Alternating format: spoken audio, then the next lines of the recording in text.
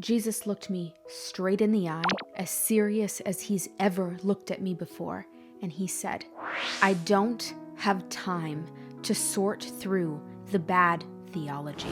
I have just enough time to tell them about me.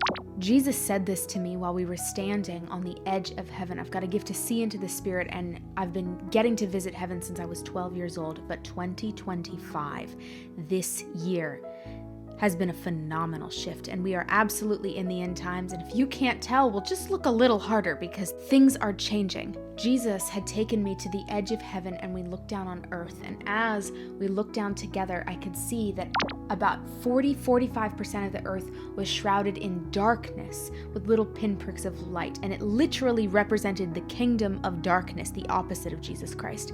And then 50 to 55% of the world was covered in light, and it represented the kingdom of heaven on earth, but the light appeared as if it was musty, like light coming through a dusty light bulb.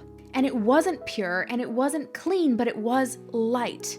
And this is when Jesus said, I don't have time to sort through the bad theology. He said, I don't have time to make the light shine as brightly as it can ever shine, to have just enough time to tell people that are in the kingdom of darkness about my light. Musty or not, they need to hear about me. I've spent a lot of my life sorting through bad theology, and that's been really good for me, but this is a different era now for me.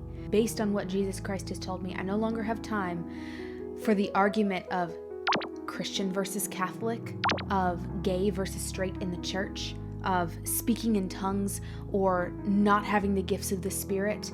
I don't have time for any of those arguments anymore. I just have time to tell you about Christ and that He wants you and that He is calling and that the time has come to make a decision.